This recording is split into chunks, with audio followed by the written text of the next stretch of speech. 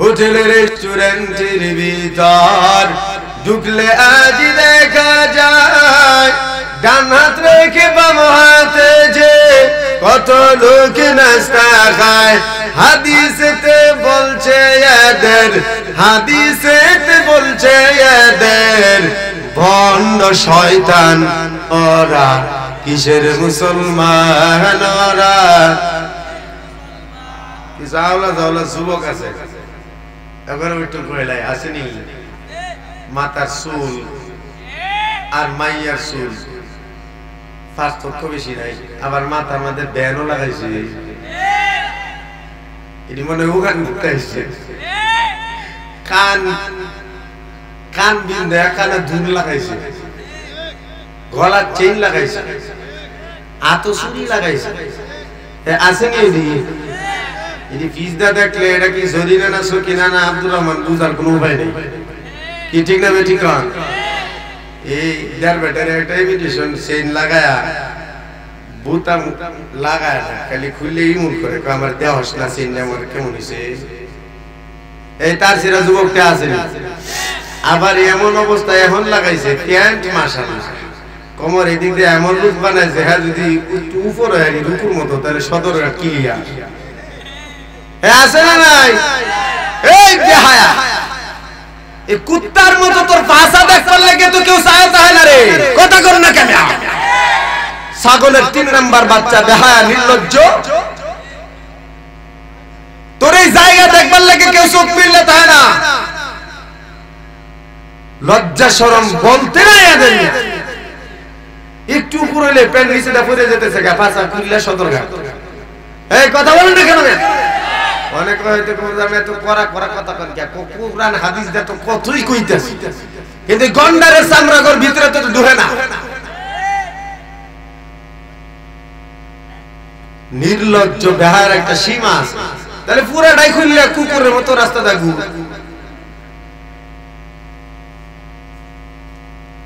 আল্লাহ হেদায়েত দান করেন। রাগ করলেও কিছু করার না, কিচ্ছু করার না, যেমনে লাগে এমনি বুঝাই, মায়াবী কণ্ঠদা বুঝাই, কোরআন হাদিস দিয়ে বুঝাই, এরপরও যখন ঠিক হয় না তখন তো কিছু গরম করছি। কি ঠিক না বেঠিক? আমি তো রামনগর মসজিদে চাকরি করি না, কাল আমার চাকরি দেবো না, কারণ সুদখুর ঘুষখুর বাটপার সিটা নাস্তিক আলেম বিদ্বেষী এরা সব মসজিদ কমিটির ভিতরে ঢুকে থাকে। ঠিক না বেঠিক বলেন? একটু করা কথা দুজনে রাজনীতি করছে, কান্টার মধ্যে মারাম বেয়াদবের বাচ্চা কোথাকা। নবী আমার রাষ্ট্রনায়ক ছিল, রাজনীতি আলেমরা করবে না তো তোর মতো খাটাইছি করবে। ইওজুর ফরজ জানে না, গোসলের ফরজ জানে না, বউর লাগে তাই কিন্তু গোসলের নিয়ম জানে না। হিয়া পুরা বুঝায় উলামায়ে কেরাম কি ওয়াজ করতেছে। হুজুর রাজনীতি করে, হ্যাঁ তো রাজনীতি তোর বাপে করে না, রাজনীতি শিখাইছে নবী। কেডা শিখাইছে? এই জোরে বলেন। নবীজি রাজনীতি শিখাইছে, দেশ চালাইছে, আবু বকর চালাইছে, ওমর চালাইছে, হযরত উসমান চালাইছে, আলী চালাইছে, হাসান চালাইছে। আমরা দেশের রাজনীতি করব না তো তোদের মতো চিটার বাটপার মানুষের টাকা লুটপাট করে খাইয়া সুদ ঘুষ খাইয়া পেট মুড়া তাজা বানায়া তোরা রাজনীতি করতি, আর রাস্তার ইট দিয়া নিজের বাড়ি বানাইতি। এতিমের কার্ডের লেগে দেব 3000 টাকা, রাক্ষস হাত ধরে দিছে। বিধবা ভাতা কার, জামাই নাই, পোলাপান নাই, বেডি মরে 1000 টাকা ভাগ করতে পারে না, 3000 টাকা দিলে কার্ড দেয় না।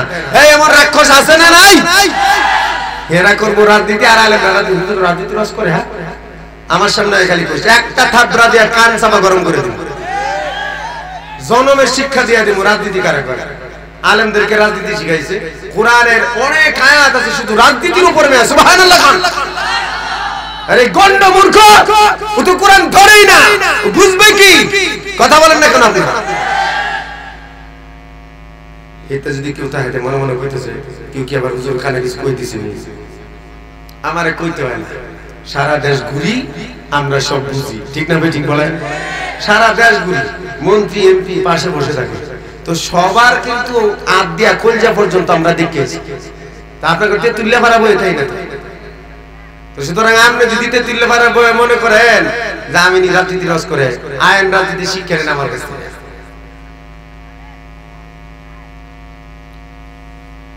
কিছু কইলেই হুজুরা গরম কথা কয় কা, হুজুরা রাজনীতি করে কা, কি রে হুজুর আফ্রিকার জঙ্গল থেকে এসে চুর বাটপার সিটাররা যদি রাজনীতি কইরা দেশের টাকা লুটপাট করে বিদেশে পাচার করতে পারে, হুজুররা 1 টাকা ঘুষ খায় না, হুজুররা কাউকে ঠকায় না, কাউকে গালি দেয় না, তাহলে হুজুররা রাজনীতি করতে পারবে না?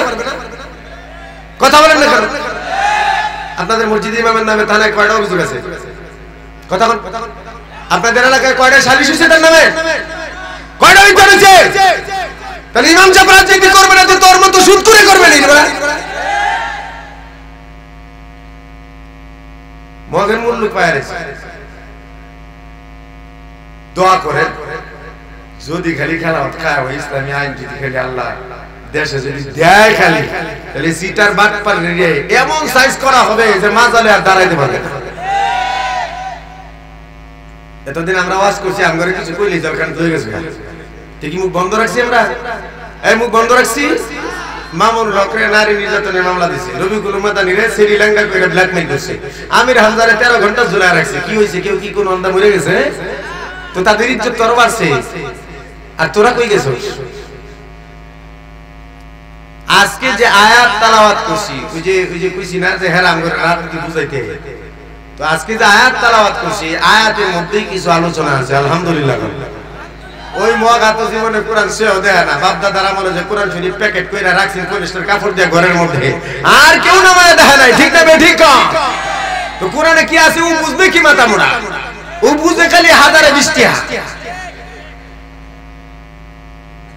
সার দোকানে বই বইয়া সুদের টাকা গুনে, আর খালি লুঙ্গি হাতরা রাস্তা যাবো। ফজরের টাইম হইলে বাড়ি বাড়ি দরজা গিয়া কই লাভের টাকা দেয়, আসর দরকার নেই। কি আছে না নাই? এটাকে সাইজ করেন, এটাকে আটক করেন, সমাজ থেকে বয়কট করেন। সুদখোরের সাথে কোনো আত্মীয় করবেন না কেউ মিয়া। জনমে কোনোদিন সুদখোর জান্নাতে যাবে না, সারা জীবন রক্তের সাগরে ডুবে থাকবে জাহান্নামে সারা জনম। তো সুতরাং এদের সাথে খোঁজ নিয়ে দেখবেন, সুদখোর যদি হয় তাহলে কোনোদিন আত্মীয় করবেন না। আমি আজকে একটা কথা বলেই ফেলি, আমার মেয়ের বিয়ের প্রস্তাব ছিল, অনেক বড় আলেম, কিন্তু বাবা ছিল সুদখোর। বাবা কি? জোরে কান। বাবা ছিল সুদখোর।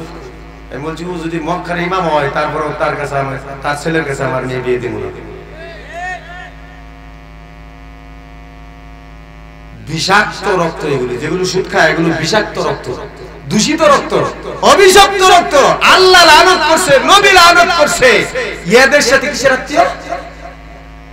আমরা তো মোড়া অঙ্কে টিয়া দেখলে সুদ না ঘুষ করে না, বাড়িটা যে শুরু রে টিয়া পয়সা আছে তোর মাইয়া শো হেলা দেয়ালা কেউ। অথচ গরু যদি কিনবার যায় দুধ দিব কয় কেজি, এটা জিগায় এর মা কয় কেজি দিত। গরু কিনবার গেছো বেটা, দুধ দিব কয় কেজি, তার মার খবর নাও। তোমার মাইয়া বা বংশ বিস্তার হবে, এই মাইয়ার মাটা বাপটার একটু খবর নিতে না। এটা কি বেজাল্লা দিস নাকি ভালো বিষয়ে খবর নেওয়া দরকার আছে না? রাগ করছে? হ্যাঁ, কষ্ট হয়েছে? আপনার ঘরে বেশি যারা এই রোগের রুগী তা করে বেশি কি কথা কর না কেন? আচ্ছা, অপারেশন করলে যখন অঙ্গ কাটায় তখন মজা লাগে টুকুক নাকি? কিছু রুগী আছে ভয় করে অপারেশন করতাম না, দরকার হলে এমনি মরে যাবে। ঠিক না? ঠিক। তো যখন অপারেশন করেই বেলা জোর করে বেহুশ করে পরে ভালো হয়ে যায়, ওহ আলহামদুলিল্লাহ, আল্লাহ আমার বাঁচায় রাখছে। এই যে যারা এই ধরনের রোগী, আমাদের ওয়াজ তাদের গায়ে প্রথম হিট করে, এটা কি মনে করে কি ওয়াজ করে? কিন্তু যদি আল্লাহ বুঝ দিয়ে আলায় তখন ঠিকই কিন্তু বুঝে যে না কথা তো ঠিক। ঠিক না বেঠিক বলে? তো আল্লাহ হেদায়েত দান করেন, বলেন আমিন। যাই হোক, লম্বা চড়া কথা না, বয়ান তো শুরু করি নাই, ভূমিকায় এই যে একটু কথা বলছি। আমি একটা অভ্যাস আছে আমার, বয়ান শুরুর আগে একটা কথা কি বলে এটারে চুক্তি করে নেই। আপনাদের ভিতর থেকে যদি কেউ যাওয়ার থাকেন এখন চলে যান, ছুটি। কিন্তু বয়ান শুরু করলে মুনাজাতের আগে কেউ উঠতে পারবেন না। দুইটা অপশন, হয়তো যদি মনে করেন যে বয়ানের মাঝখানে যাবো গা, তাহলে আগেই যান গা, অর্ধেক শূন্য দরকার নেই, কথা কন না কেন? আর যদি মনে করেন না হুজুর আমি পুরো বয়ান শুনবো, তাহলে মুনাজাত পর্যন্ত থাকতে হবে। না সবাই যদি কেউ জায়গা, তাহলে তো আমি যাবো, আমার বাচ্চা গেলাম না। আপনারা কেউ যাবেন? আচ্ছা ঠিক আছে স্যার। হ্যাঁ জরুরত থাকলে 1 নাম্বার 2 নাম্বার এর ভিন্ন কথা। 1 নাম্বার দেখা যাবেন, তবলিগও গেলে 1 নাম্বার 2 নাম্বার দেখা যায় না। 1 নাম্বার 2 নাম্বার দেখা যাবেন। আর নালে কত খবর আছে, যুবকরা লাগাই দিব, খালি যাইতে বয় দিব। আর যদি যান তো এখন যান, কেউ কিচ্ছু বলবে, উঠে যান গিয়া বাসায় গিয়ে ঘুমাবেন। আর বাকি না গেলে কিন্তু একবারে শেষ পর্যন্ত থাকতে হবে। রাজি আছেন ইনশাআল্লাহ? কারা কারা হাত তুলেন? আলহামদুলিল্লাহ, হাত নামায় দেন। তবে এটাও কই বেশি কষ্ট দিব না, 1টা ঘন্টা মাত্র, পারবেন না ইনশাআল্লাহ? বয়ান মুনাজাত 1 ঘন্টা, না কষ্ট হয়ে যাবে? কোরআনে কারীমের সূরাতুল বাকারা, কি সূরা বলছি নাম বলেন? কোরআনে সূরা কয়টা বলেন, সবাই বলেন তো কয়টা? 114। 114 সূরা। আমি যেটা পড়ছি সূরা বাকারা, কয় নাম্বার সূরা? হ্যাঁ 2 নাম্বার। মাশাআল্লাহ। ওই যে যুবক ভাই ওদিকে, আমি একদিন এক মাহফিলে জিজ্ঞেস করতেছি যে তোমরা এই মাহফিলের প্যান্ডেলের ভিতরে কারা সূরা ইয়াসিন মুখস্থ আছে? তো কয়েকটা যুবক দাঁড়াইছে স্কুল কলেজের। আলহামদুলিল্লাহ, আমি এত খুশি হয়েছি। শুদ্ধ আছে? আলহামদুলিল্লাহ। শোনাতে পারবা? শোনাও। 2-3 আয়াত শোনাইছে, এত শুদ্ধ। আলহামদুলিল্লাহ। একটা ছেলে স্কুলে পড়ো, কলেজ পড়ো, হেফাজত করে, ঠিক না বেঠিক? অনেক গুনাহ থেকে হেফাজত করে। তো যাই হোক, 114 সূরা, কোরআনে পারা হলো 30টা। তো দ্বিতীয় নাম্বার সূরা, একখানা আয়াতের অর্ধেক তেলাওয়াত করছি, এটার উপরে তাফসীর করব। গুরুত্বপূর্ণ আলোচনা বোঝার জন্য মনোযোগ লাগবে, কারণ এলোমেলো কথা বলে আমার অভ্যাস নাই। যা বলার আগে বলি, গজল গাওয়ার আগে গাই, বয়ানের মাঝখানে কোনো কথাটা অন্য কথা হবে না ইনশাআল্লাহ। তো ভাইরা, মক্কা মাঝখানে অবস্থিত, পৃথিবীর একদম মাঝখানে। সুজা উপরে আছে বাইতুল মামুর, একটা মসজিদ আছে। কোথায়? আসমানে। কোথায়? আসমানে একটা মসজিদ আছে, নাম বাইতুল মামুর। ওটা আল্লাহ তাআলা বানাইছেন ফেরেশতাদের জিয়ারতের জন্য। ফেরেশতারা তাওয়াফ করে 24 ঘন্টা। তো রাসূল সাল্লাল্লাহু আলাইহি ওয়াসাল্লাম যখন মেরাজে গেছেন, যাওয়ার পরে এই দৃশ্য দেখার পর রাসূল সাহাবীদেরকে জিবরাইলকে জিজ্ঞেস করলেন, জিবরাইল ভাই, এই যে এত এত ফেরেশতারা, এটা কতদিন করবে? জিবরাইল আমিন ডাক দিয়ে বলেন, পয়গম্বর, কিয়ামত পর্যন্ত করবে। কিন্তু আজব কথা হলো পয়গম্বর, যে দল একবার এই বাইতুল মামুর তওয়াফ করে, দ্বিতীয়বার কিয়ামতের আগে আর কিন্তু তার তওয়াফ করার সুযোগ হবে না। সুবহানাল্লাহ বলতেন না? জীবনে একবারই সুযোগ পাবে। কোটি কোটি হাজার হাজার কোটি ফেরেশতা আল্লাহ পাক বানায় রাখছেন তওয়াফ করার জন্য। ওই বাইতুল মামুরের বরাবর জমিনের মধ্যে কাবা ঘর আল্লাহ বানাইলেন, নাম দিলেন বাইতুল্লাহ। ওটার নাম বাইতুল মামুর, এটার নাম বাইতুল্লাহ। কি নাম? বাইতুল্লাহ আর বাইতুল মামুর। আল্লাহ পাক রব্বুল আলামিন যখন রহমত নাযিল করেন, তখন প্রথম বাইতুল মামুরের মধ্যে আল্লাহ রহমত নাযিল করেন। এরপর বাইতুল মামুর থেকে বাইতুল্লাহ মানে কাবা ঘরের ছাদের মধ্যে রহমত নাযিল করেন। জোরে বলুন সুবহানাল্লাহ। কাবা ঘরের মাঝখানে ছাদের উপর রহমত নাযিল করিয়া দেন। তারপর পৃথিবীতে যত মসজিদ আছে, আনাচে কানাচে জমিনের মধ্যে যত মসজিদ আছে, সব মসজিদের ইমাম সাহেব যেখানে দাঁড়ায়, ওই মুসল্লা ইমাম সাহেব দাঁড়ানোর উপর বাইতুল্লাহ কাবা ঘর থেকে রহমত প্রথম আসে ইমাম সাহেবের কাঁধে। জোরে বলুন সুবহানাল্লাহ। ইমাম সাহেবের কাঁধে প্রথম রহমত আসিয়া যায়। রাসূল বলেন, এরপর ইমাম সাহেবের ডান পাশে যে প্রথম মুসল্লি থাকে সে রহমত পেয়ে যায়। তারপর বাম পাশের মুসল্লি পায়, এরপর আবার ডান পাশের মুসল্লি পায়, তারপর আবার বাম পাশের মুসল্লি পায়। এইভাবে মসজিদের মুসল্লিরা যখন রহমত পেয়ে যায়, তখন আল্লাহ তাআলা রহমতগুলো আম করে দেয়। গোটা এলাকার মধ্যে মুসলমানদের মধ্যে ভাগ করে দেন। জোরে কোন সুবহানাল্লাহ। তাহলে রহমত আসার জন্য কেন্দ্র হলো বাইতুল্লাহ, কাবা ঘর। কথা কোন ঠিক না ঠিক? তারপর আপনাদের মসজিদ, কাবা ঘর, এত দামি ঘর, 24 ঘন্টা যেখানে জিয়ারত হয়, তাওয়াফ হয়, একটা সেকেন্ডের জন্য কিন্তু কাবা ঘর তাওয়াফ থেকে মাহরুম হয় না। 24 ঘন্টা তাওয়াফ হয়। জিনে মানুষে প্রাণী সব মিলায়া 24 ঘন্টা কাবা ঘর তাওয়াফ হয়। জোরে বলুন সুবহানাল্লাহ। কাবা ঘর সেই প্রথম বানাইছেন বাবা আদম। প্রথম কেন বানাইছেন? জোরে কোন? তার আগে যখন মানুষ দুনিয়ার জমিনে ছিল না, জিন জাতি প্রথমে দুনিয়ার জমিনে আসছে। জিন জাতিরা আয়েশা ছোট্ট একটা ঘর বানাইছে আল্লাহর আদেশে, যেখানে বর্তমানে কাবা ঘর। এই ঘরের জায়গায় ছোট্ট একটা ঘর বানাইছে আল্লাহ তাআলার ইবাদত করার জন্য। ওই ঘরের মধ্যে ইবাদত করতো জিন জাতিরা। তখন দুনিয়ার জমিন তো দূরের কথা, মানব জাতি সৃষ্টি হয় নাই। জিনের আবাদ করে, এরপর জিনদেরকে ধ্বংস করে দেওয়ার পর আল্লাহ পাক মানব জাতি বানাইলেন। মানব জাতি বানানোর পর বাবা আদম জান্নাত থেকে যখন বের হয়ে গেলেন, জমিনে আয়েশা ইবাদত করার জন্য ওই জায়গায় নতুন করে ঘর বানাইলেন, যার নাম হলো বাইতুল্লাহ। তবে ওটা এরকম ভাবে স্থায়ীভাবে ছিল না। স্থায়ীভাবে বাইতুল্লাহ বানাইছেন পয়গম্বর ইব্রাহিম আর ইসমাঈল। সুবহানাল্লাহ খান।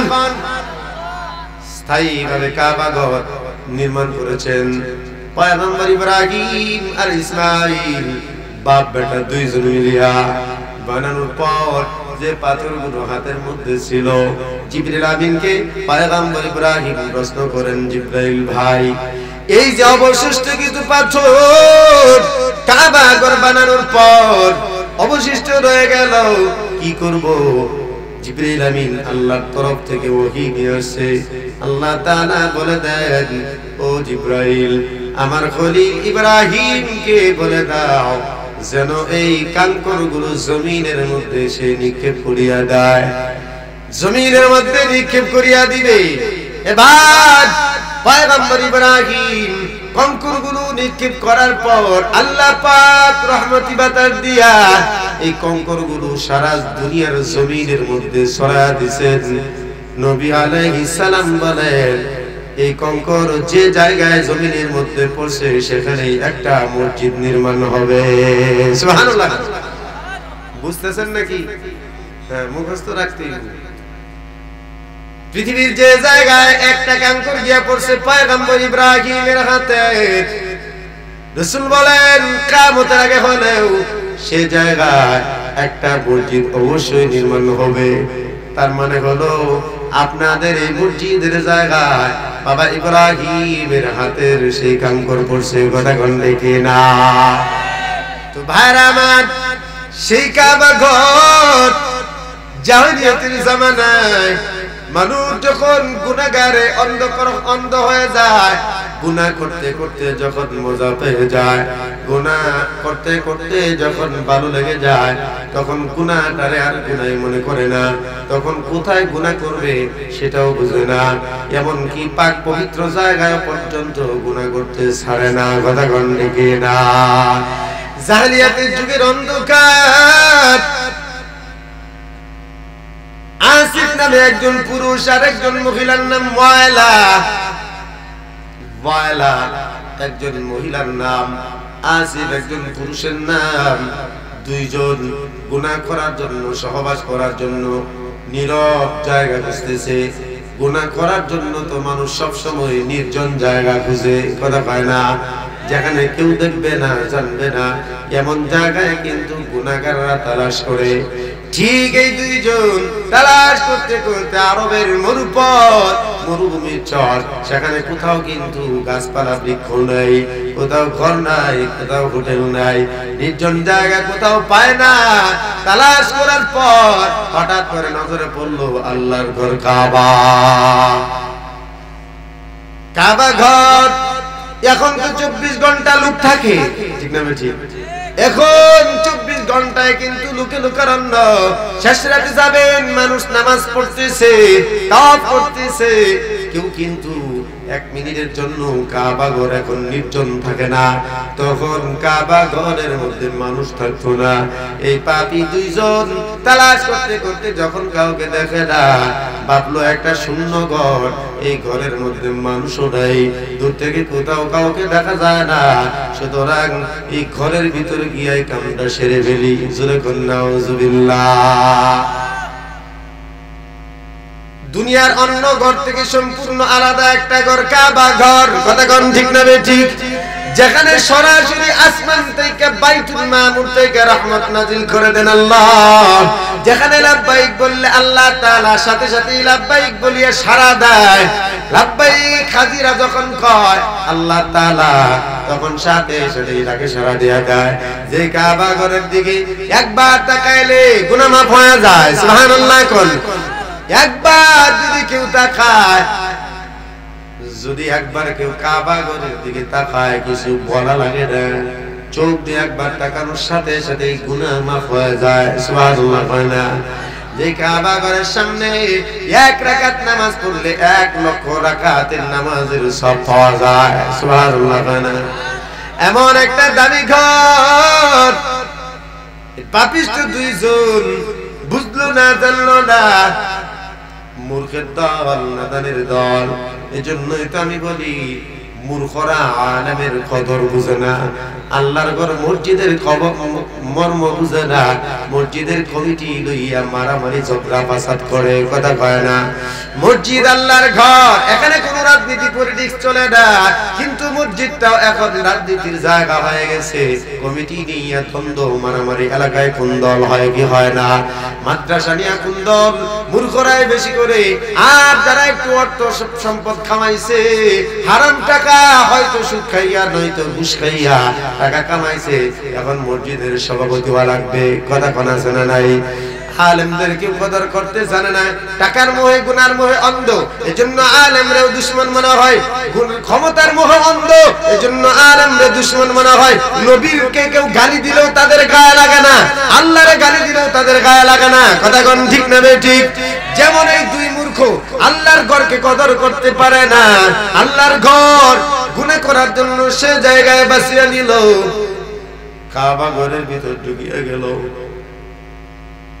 ঢোকার পর দুই শয়তান জিনা করলো, দুই শয়তান জিনায় লিপ্ত হয়ে গেল। কিন্তু একটা কথা ওরা ভুলে গেছে, আল্লাহ তাআলা ছাড় দেন কিন্তু ছেড়ে দেয় না, ঠিক না ঠিক? আল্লাহ তাআলা ঢিল দেয়, সুযোগ দেয়। আল্লাহ বলেন ইন্নামা নুমলি লাকুম লিয়াজদাদু ইসমা। গুনাহগার পাপী বান্দা যারা গুনার মধ্যে মজা পায়, হাজারবার গুনাহ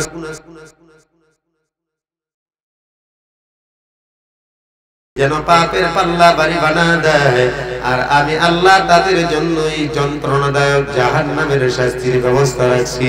ওয়াজে ধরে না, কোরআনে ধরে না, হাদিসে ধরে না, কোনো ভাবেই ওয়াজ করিয়া বোঝানো যায় না। আল্লাহ কয় নুমলি লাকুম লিয়াজদাদু ইসমা।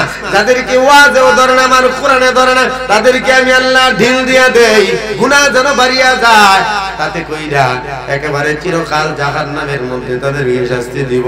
এজন্য ভাইরা আমার, দুই পাপিষ্ঠ যখন গুনাহে লিপ্ত, জিনায় যখন লিপ্ত হয়ে গেল, তখন আল্লাহ পাক দুইটারই পাথর বানায় দিছে। কি বানাইছে? শুধু পাথর নয়, পাথরের মূর্তি বানায় দিছে। কি বানাইছে? কথা কোন, কথা কোন। মূর্তি তো ভালো জিনিস না? আপনার ঘরে আপনার আব্বা দাদার মূর্তি আছে না? কথা কয় না কেন? क्या तो मूर्ति लेके ना हम करे जरखाने ढुकेছিল তা আপনার আব্বা এত ভালো মানুষ সম্মান করুন, একটা মূর্তি আপনার বাবার ঘরে বানায় রাখা দরকার না? কথা কোন না কে?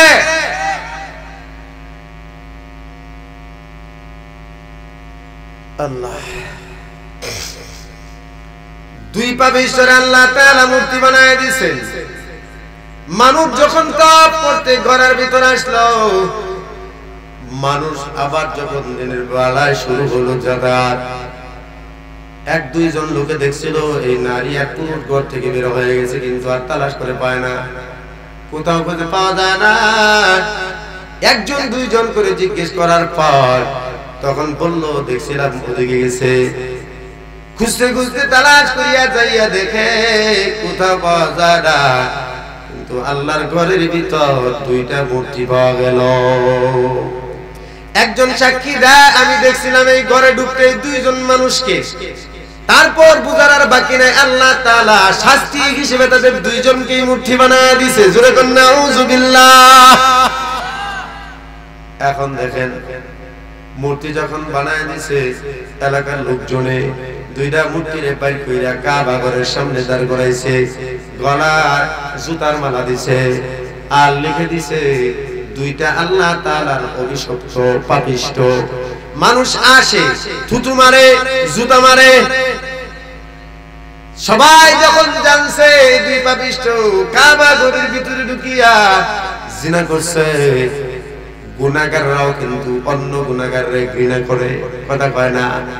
গুনাহগার সেও কিন্তু আরেক গুনাহগাররে ঘৃণা করে, যদিও সে গুনাহ ছাড়তে পারে না, কিন্তু গুনার কাজটা কিন্তু আরেকজনে করলে তার ভাল লাগে না, কথা কয় না। এজন্য চুরও চায় তার ছেলেরা ভালো হোক, কথা কয় না। তো ভাইরা আমার, মানুষ যখন দুইটা মূর্তিরে এমন ভাবে জুতার মালা দেয়, জুতা খুলিয়া পিঠায়, থুতু মারে, এমন ভাবে চলতে থাকলো দীর্ঘদিন। কিন্তু কিছুদিন পর এক প্রজন্ম চলিয়া গেল। আমরা কেন মূর্তির বিরোধিতা করি? আমরা কেন মূর্তির বিরুদ্ধে কথা বইলা জাল খাটলাম? কারণটা জেনে নেন, কোরআনে আল্লাহ বলছেন কেন। আর আমরা কেন বিরোধিতা করি? মূর্তি তো আমার বাপের দেহি মশা খাইতো না, আমার সাথে দুশ্মনী নাই, ঠিক না ঠিক বলেন? ইসলাম সমর্থন করে না বলেই আমরা সমর্থন করি না, ঠিক না ঠিক বলেন? ইসলাম সমর্থন করলে আমাদের সমস্যা নাই, কথা কন ঠিক না ঠিক? আপনিও তো পছন্দ করেন না, পছন্দ যদি করতেন আব্বার মূর্তি আপনার ঘরে বানায় রাখতেন, আম্মার মূর্তি আপনার ঘরে বানায় রাখতেন, কথা কন ঠিক না? তাহলে কোন হানের কোন আব্বার মূর্তি দেশের চৌরাস্তার মোড়ে টানা রাখতো কে? নিজের বাপের মূর্তি বানাও না, কোন জায়গায় আব্বার মূর্তি বানায় রাখতা? এ দেখেন, এবার এক প্রজন্ম দুই প্রজন্ম চলে যাওয়ার পর নতুন প্রজন্ম আসছে, কিন্তু যারা জানতো, যারা দেখছে, এরা লানত প্রাপ্ত, এরা অভিশপ্ত। এরপর পরের প্রজন্ম আসছে, এরা কিন্তু দেখে নাই। না দেখার পর বড় বড় মূর্তি দেখা তখন যেহেতু মূর্তি পূজা করতো সবাই, এজন্য দুই বড় মূর্তি দেখা তারা একটা কয় এটা আমাদের দেব আর এটা আমার দেবী, পূজা শুরু করে দিছে, কথা কয় না? কি শুরু করছে? পূজা শুরু করে দিছে, হরে রাম হরে কৃষ্ণ শুরু করে দিছে। কারণ সঠিক ইতিহাস জানে না, কথা কয় না? মুরব্বি যারা জানতো তারা তো ঘৃণা করে, ওদের বাবারাও ঘৃণা করছে, থুতু মারছে, জুতা দিয়ে পিটাইলো। কিন্তু এরা নতুন প্রজন্ম ইতিহাস জানে না। যেমন আমাদের স্বাধীনতার যুদ্ধের ইতিহাস কিন্তু যেই দলই আসে সেই দলই পাল্টালায়, কথা কন ঠিক না ঠিক? কথা কয় না? যেই দলে ক্ষমতা আসে, এক দল আসে আরেক দলের বিরুদ্ধে স্বাধীনতাকে বাদ দিয়া দেয়, আবার নতুন দল আসে স্বাধীনতা থেকে ইতিহাস পাল্টা দেয়। যার কারণে আমাদের নতুন প্রজন্মের ছেলেরা স্বাধীনতার সঠিক ইতিহাস জানতে পারবে না, কথা কোন ঠিক না? বুয়া মুক্তিযুদ্ধটা দেশ বইরে লাইতেছে, খাড়ি মুক্তিযুদ্ধ করে খুঁজে পাওয়া যেত না, কথা কয় না? এই যে এরকম নতুন প্রজন্ম আসছে, সঠিক ইতিহাস জানে না, পূজা শুরু করে দিছে। কয়েকজন মুরব্বী যারা পূর্ব যুগের বৃদ্ধ, তারা দেখলো বড় বিপদ, হায় হায় কাবা ঘরের ভিতরে জিনা করছে, আল্লাহ মূর্তি বানাইছে, এবারে আমরা গজব লানত, এবারে গলার জুতার মালা দিলাম, এরপর পূজা শুরু করে দিছে। তাহলে আর কিছুদিন গেলে তো মানুষ সব এটা পূজা শুরু করবো, ঠিক না ঠিক? এই কথা কয় না, বুঝতেছেন নাকি? তা আমরা কেন বিরোধিতা করছিলাম? যে আমরা এই সমাজে উলামায়ে কেরাম আছে, মূর্তি পূজা করা যায় না, আমরা বুঝাই, ওয়াজ করি মসজিদে মঞ্চে, যে কারণে পাবলিক এখন পূজা করে না। কিন্তু একটা সময় যদি এমন হয় উলামায়ে কেরাম দেশে কমিয়া যায়, প্রতিবাদ করবে না, ওয়াজ হবে না, তখন তো মূর্খ জাতি এই মূর্তিগুলোর এই হরে রাম হরে কৃষ্ণ বলা শুরু করে দেবে, ঠিক না? আমাদের বিরোধিতার কারণে এটা নাই রে, তোমাদের বাপ দাদার মূর্তির সাথে আমাদের কোনো দুশ্মনী নাই, কথা কর না কেন? আমরা চাই মুসলমান যেন তাদের ঈমান নিয়ে কবরে যায়। এরপরে মুরব্বি কয়জন পরামর্শ বৈঠকে বসছে, আড্ডি গুড্ডি একবারে ভেঙে চুরমার করে দিতাম। কথা কোন ঠিক না রে ঠিক? রাসূলও এত বছর সহ্য করলেন কিন্তু আক্রমণ করলেন না, কারণ ক্ষমতা নাই। ক্ষমতা কার হাতে? আবু জেহেলের হাতে। কার হাতে? কথা কয় না। ক্ষমতা আবু জেহেল উদ্বার সাইবার হাতে। মূর্তির বিরুদ্ধে কথা বলছেন, নবীরে পাগল বলছে, মূর্তির বিরুদ্ধে কথা বলছেন, নবীরে জাদুকর বলছে। কথা কয় না। আমরা মূর্তির বিরুদ্ধে কথা বলছি, আমাদেরকে পাকিস্তানি, রাজাকার, আলবদর, মৌলবাদ, উগ্রবাদ বলে বলে মামলা দিয়ে আমাদেরকে জেলখানায় ঢুকায় নির্যাতন করছে। কথা কোন ঠিক না? তাহলে মূর্তির বিরুদ্ধে কথা বললে যদি নবীর নির্যাতন করা হয়, পাগল বলা হয়, আমরা মূর্তির বিরুদ্ধে ওয়াজ করলে আমাদেরকে যদি জেলে দেওয়া হয়, তাহলে আবু জেহেল আর তাদের মাঝে কি পার্থক্য রইল কোন আপনারা? আমরাও পারি না বানিতে, নবীও পারছে না। মনে নবী দুঃখ ছিল, আমাদের মনে দুঃখ ছিল, কিন্তু ওই যে আলেমদের চোখের পানি কিন্তু আল্লাহ ব্যর্থ করে না। উলামায়ে কেরাম জেলখানায় বসে বসে চোখের পানি ছেড়ে কাঁদছে, বাহিরে মুসলমানরা নিজের চোখের পানি ছেড়ে কাঁদছে। আল্লাহ তাআলা স্কুল কলেজের বাচ্চাদের ভিতরে কলিজার মধ্যে এমন ঈমানি পাওয়ার জায়গা দিয়েছে, তারাই কিন্তু ওই মূর্তিগুলোরে রশি লাগায়া টাইনা আসরায়া গার মটকায়া ভাঙছে। কথা কোন ঠিক না? আমাদের পাঙ্গা লাগে নাই, কারণ আমরা প্রতিবাদ করছি, আমাদের দায়িত্ব ছিল। আমরা বোঝাতে চেষ্টা করছি, জাতি বুঝছে। স্কুল কলেজের পোলাপান মাদ্রাসার ছেলেরা বলে জঙ্গি হয়ে যেত। কথা কয় না? মাদ্রাসার ছেলেরা বাংলা জঙ্গি হয়ে যাইত। বাংসে স্কুল কলেজের পোলাপান ঈমানি পাওয়ার জজবা আল্লাহ তাআলা জাগায় দিয়েছেন। ওই এখন তো কিছু করতে পারলাম না, মামলা মোকদ্দমা দিয়ে জেলখানায় ঢুকাও না। কথা কয় না? আমরা বুঝাইছিলাম আপনার বাবা কিন্তু একটা সম্মানী মানুষ, দেশের জন্য কিন্তু অনেক কিছু করছে, বেইজ্জতি কইরেন না। মানলো না। ওই যে গ্রাম্য ভাষায় একটা কথা আছে, মাতবরে তার চাকরা হাসুরে কয়, হাসুরে তুই তো আমার কথা শুনস বাসি হইলে। কথা কয় না? হাসু আমি কথা কই আজকে তুই শুনস কালকে আমি কথা কই, কিন্তু হুনস বাসি হইলে। আমরা বুঝাইছিলাম, বুঝলো না, বেইজ্জতি করার জন্য তারা বানাইলো, কিন্তু মাথায় প্রস্রাব করে বেইজ্জতি করছে মূর্তির। কথা কোন ঠিক না? এবার শুনেন, রাসূল মক্কা বিজয়ের দিন ক্ষমতা আছে রাসূলের হাতে। আল্লাহ তাআলা মক্কার বিজয় রাসূলের হাতে দিয়ে দিবেন, চাবি দিয়ে দিবেন, মাতব্বরি দিয়ে দিবেন। রাসূল কয় আলী আর কিন্তু বসে থাকা যাবে না, কাবা ঘরের ভিতর ঢুকার একটা একটা করে মূর্তি ভেঙে দাও। সুবহানাল্লাহ। তাহলে অপেক্ষা করতে হলো অনেক বছর। কথা হয় না? মক্কায় 13 বছর পর্যন্ত অপেক্ষা করছেন নবী, আবার মদিনা যাইয়া 8 বছর পর্যন্ত অপেক্ষা করছেন। শুধু কাঁদছেন আর দোয়া করছেন, কিন্তু ক্ষমতা নাই, ভাঙতে পারে নাই। এবার 8ম হিজরিতে রাসূল যখন মক্কা দখল করলেন, বিজয় করলেন, হযরত আলী ডাক দেয়, আলী রে এবার ক্ষমতা আমাদের, আর দেরি চলবে না, জলদি কাবা ঘরের ভিতরে ঢুকিয়া 360টা মূর্তি ভেঙে চুরমার করে দাও। হযরত আলী মূর্তি ভাঙতেছেন, একটা একটা করে মূর্তি ভাঙতেছেন। লাস্ট একটা মূর্তি অনেক বড় আকার, এটা ছিল বাবা ইব্রাহিমের মূর্তি। কার মূর্তি? কথা কয় না? বাবা ইব্রাহিমের মূর্তি। হযরত আলী রাদিয়াল্লাহু তাআলা সব মূর্তি ভাঙার পর এখানে যাইয়া থাইমা গেছে। রাসূল কয় থামলি কেন? ওই নবী গড়ে তো আমার আব্বার মূর্তি। কার মূর্তি? আমাদের আব্বার নাম কি? ইব্রাহিম আলাইহিস সালাম না? তো কথা কন না, আমাদের আব্বার নাম কি? আর আরেকবার বাপ ডাকতে ডাকতে মুখ দেখায় না, তুলতে তুলতে তুলতে মুখ ফসায় লাইছে। ঠিক কি না? কোন আমাদের আব্বা হযরত আলী বলতেছেন, পয়গম্বর আব্বা ইব্রাহিমের মূর্তি কেমনে ভাঙ্গি?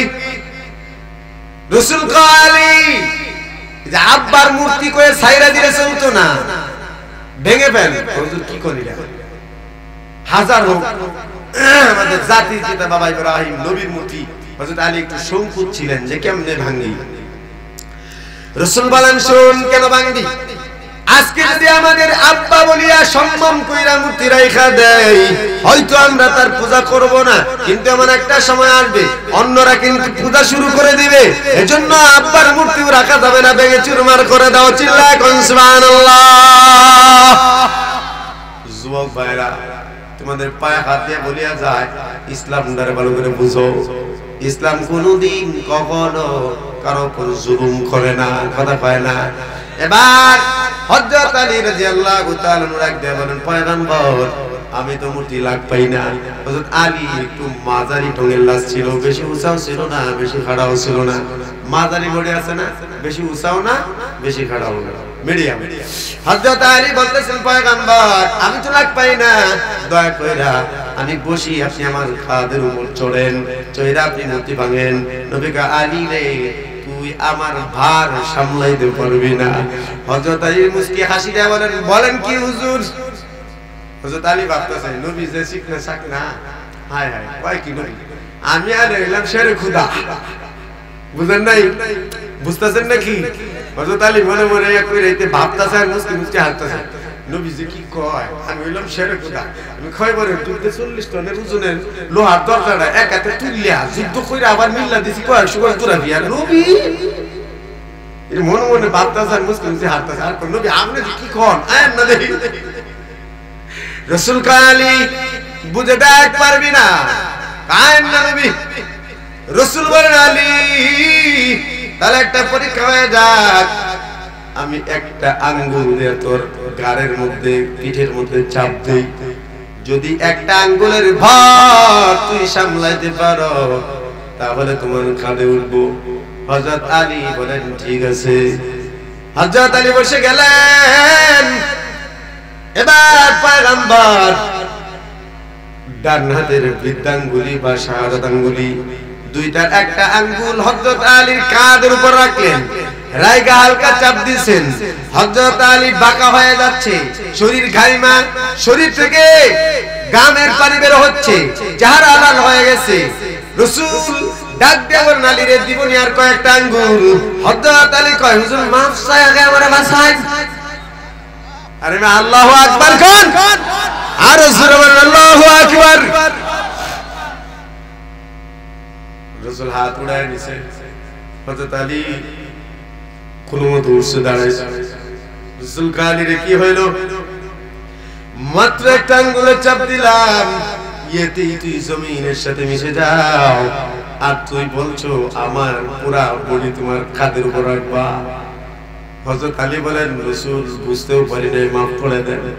আল্লাহ রাসূল আবার বুঝায়, আলী রে কেন বলছি পারবি না জানিস নি? কয় না তো রাসূল, কেমনে জানবো? আমি তো কিছু আমনে শিখনা শাকনা পাতলা বডি, এই শিখনা দেখলেই ফালাই দিও না।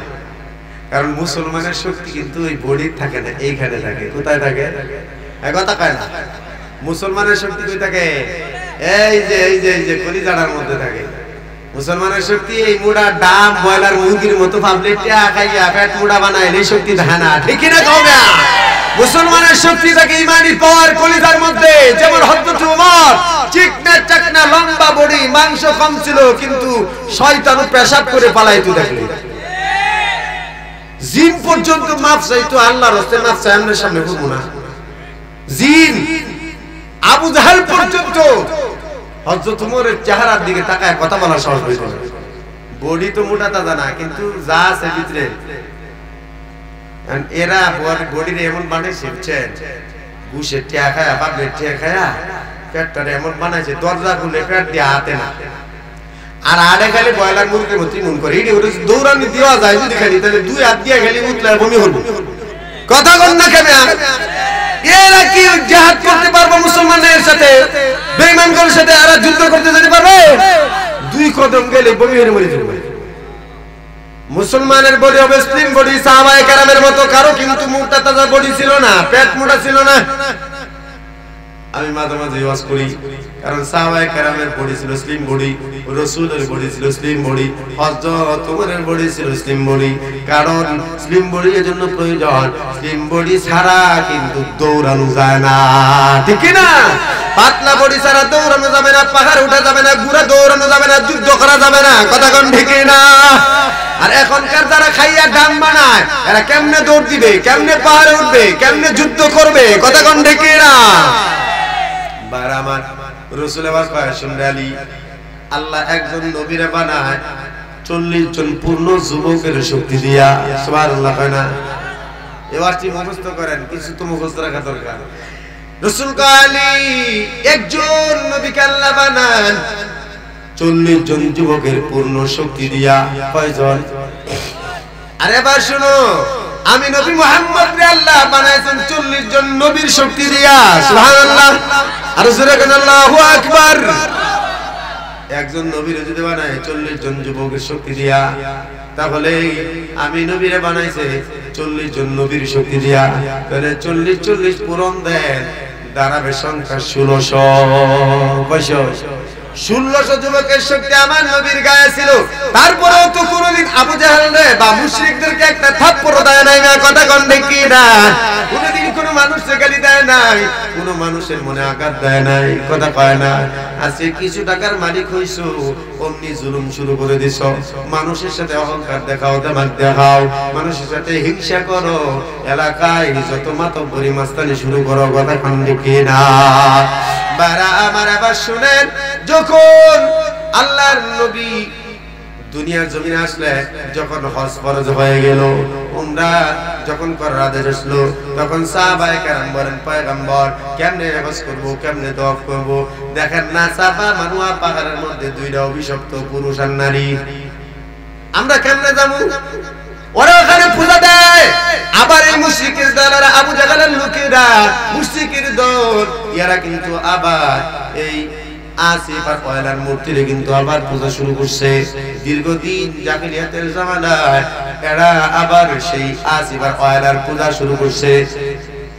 সাফা মারওয়া পাহাড়ের মধ্যে, চূড়ার মধ্যে যাইয়া যাইয়া তারা কিন্তু পূজা দেয়। এগুলো সাহাবায়ে কেরাম দেখলেন, দেখার পর রাসূলকে বলে, রাসূল গো আপনি বলুন না, তারা যে মূর্তিরে পূজা দেয় ওখানে যাইয়া যদি আমরা তওয়াফ করি, তাহলে সবাই বুঝবে আমরাও মূর্তির তওয়াফ করি, কথা কয় না? এই কথা যখন বলছেন, আল্লাহ পাক রব্বুল আলামিন তাকায় আছেন, আমার নবী মনক্ষুণ্ণ অবস্থায় কি জবাব দিবেন সাহাবায়ে কেরামকে? রাসূল আমার সাহাবায়ে কেরামের সামনে ভাবে বসে আছেন। এমন অবস্থায় আল্লাহ পাক রব্বুল আলামিন জিবরাইল আমিন দিয়ে পাঠিয়ে দিলেন, আর ডাক দিয়ে বললেন, ও পয়গম্বর টেনশনের কোনো কিছু নাই, এই তো আল্লাহ আমারে পাঠিয়ে দিয়েছে। জোরে বলুন সুবহানাল্লাহ। জিবরিল আমিন আয়েশা পয়গম্বরকে শোনায় দেয়, ও পয়গম্বর আল্লাহ তাআলা নতুন বিধান জারি করেছেন, শুনেন।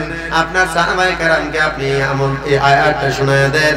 সাহাবায়ে কেরামকে নবী পাক আয়াত শোনায় দেয়, ইন্নাস সাফা ওয়াল মারওয়াতা মিন শাআইরিল্লাহ, নিশ্চয়ই সাফা মারওয়া পাহাড় এই দুইটা আল্লাহর নিদর্শন। এটা কারো বাগদাদার না, কোনো মানুষের না, কোনো মানুষের তৈরি না, কোনো দেবদেবীর না, এটা আল্লাহ তাআলার নিদর্শন।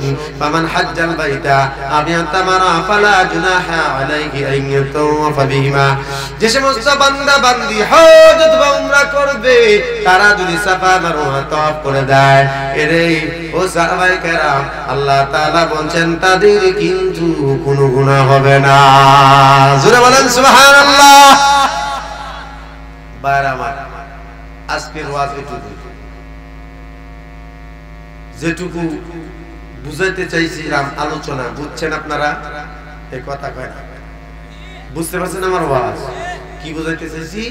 যে মানুষ যখন গুনাহ করতে করতে গুনার মধ্যে ডুবে যায়, তখন মানুষ কিন্তু মসজিদ মাদ্রাসা কাবা ঘর বুঝে না, কথা কয় না? বিষয়টা বুঝছেন? যখন গুনাহ করতে করতে মানুষ গুনার মধ্যে ডুবে যায়, মজা পেয়ে যায়, তখন মানুষ কিন্তু মসজিদ আর মাদ্রাসাও বুঝে না, কাবা ঘরও বুঝে না। এরা ওটার সাথে বেয়াদবি করে, ওখানেও গুনাহ করে, মসজিদে ঢুকে উল্টা পাল্টা গালিগালাজ করে, এমন পাবলিক আছে না?